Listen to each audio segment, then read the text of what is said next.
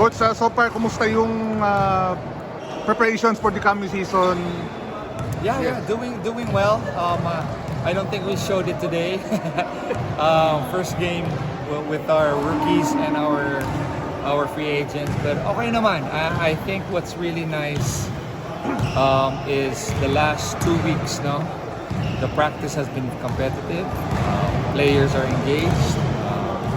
Guys are competing against each other. So now it's really just getting used to playing together. Getting to know each other. I think yun yung malaking bagay sa amin is because of the new free agents with Jed and David Morel, and then the two rookies with Dolph and Jack. There's a need again to kind of get more familiar with one another, and that's what we're hoping to achieve from the practice games. So far, how's Dolph playing or practicing? Medyo nag-struggle siya today. But overall, how is he now? Yeah, not too worried about Dolph. I think naman we don't judge him by today's tune-up game. It's his first one. I'm sure may konting nerves, but at the same time, excited. So medyo, a little not himself. So not worried about that. This is what these games are for. No? This is why ginagawa natin ito, is for them to get more familiar and then play more relaxed. So, he'll be ready. He'll be ready mentally and more relaxed pag open. Coach, yung draft kasi, siyempre, the expectation was Gio's number 1, then number 2, si Juan. Yeah. So, what was the process of picking Dolph? Nung bang available pa siya, it was an easy decision o ano? I think, going into the draft, Dolph was high on our list. So, we had it figured out na more than likely, mauuna yung si Chu, tapos second si Juan. So, now the decision was between Dolph and Jason Brickman. Okay.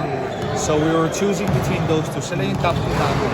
Sila actually yung top 4 namin.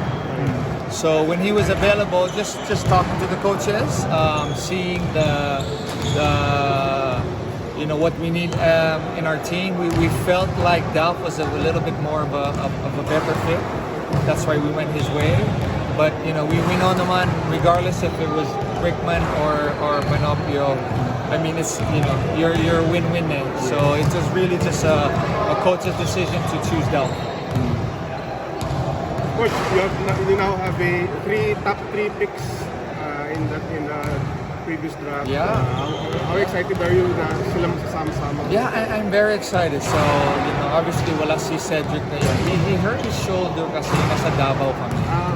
So, we're hoping that he could be available for the practicing. But we're trying next week. So, pinupush namin siya para makapaglaro siya next week. Excited about the 3 young players, but they are exactly that. 3 young players. We know naman how hard it is here in the PBA. No, so there's still going to be a learning curve. There's still going to be, that experience factor that they need. But we're hoping that again, the more games, the more time together, they will learn to gel and form a good chemistry. But you can be excited as long as they're healthy. Those 3 talented guys are going to be hard to defend also, and we feel like we're fortunate to have them. We're just looking forward to just again, going through the growing pain, but at the same time using them as our cornerstone. What's yung versatility ni Panopio and Cedric Fairfield? How do you see that? One can bring the ball in. Maski be a creator. Maski sino sa dalawa can do that. So that's the luxury of having a guy like Dolph.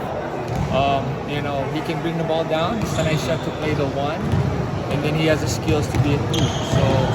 So we have options. We have opportunities to be creative. But seeing them together, exciting. Cedric naman will play the opening game. Yes. I'm 99.9%. So, we need him to play. So I think he'll be ready. Coach, kumusta naman sila Jed, si Paul Samar and David Morel? You picked them up from free agency.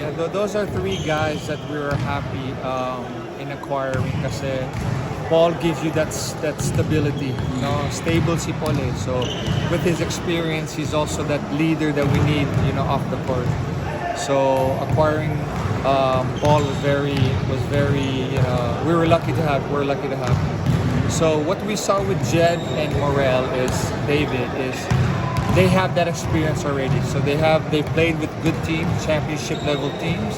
So that's what we're asking them to bring here, to bring the experience, to bring what they learned there, and of course they have specific roles that we have for them. So that's why we got them. So yeah, very excited for them. Coach, update lang sa rookies, other rookies mo kasi gusto Manu and even si Olmarsek nandito hat. Yeah. Yung dalawa na yun are practicing with us, pero nothing official yet.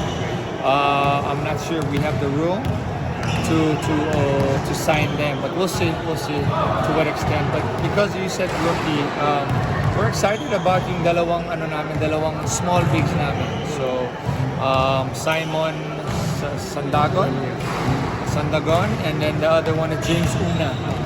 So yung dalawa na yon, you know, maybe not too much of a big name, but I think once they're ready to join us, they're both gonna really help us. So may tender offer na sila and Yes, lang may commitment lang.